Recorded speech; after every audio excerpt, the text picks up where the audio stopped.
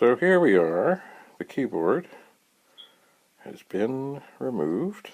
Although I haven't disconnected, I've just set it up and away out of the way. I moved the hard drive a little bit.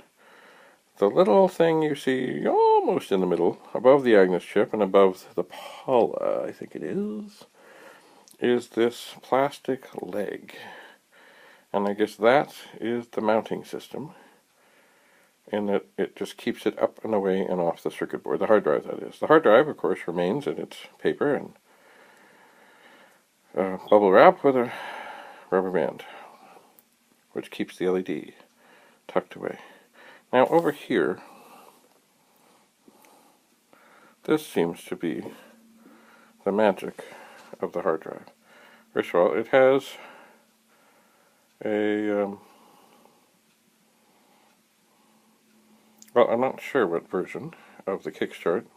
I'm suspecting 2.04. I see that little wire on there, but I'll have to have a closer look. But over here, and I'm just going to move this cable a little wee bit if I can. Excuse me.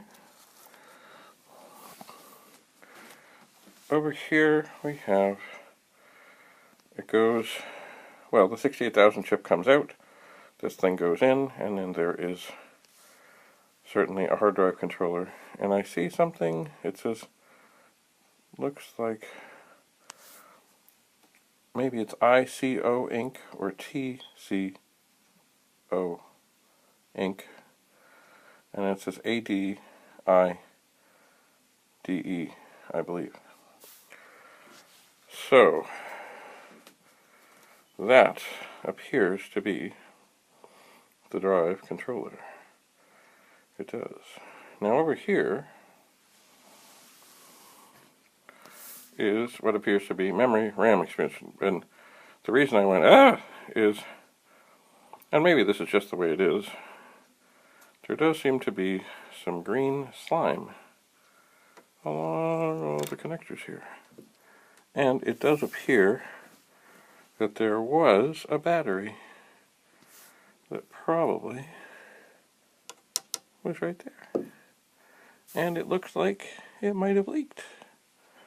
And certainly, this board is not fully populated. Now, besides that, I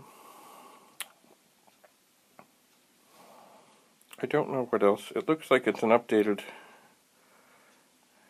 Agnes chip. It's an 8372A.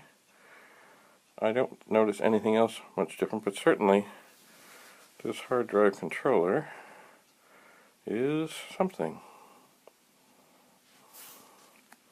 So maybe I will explore further.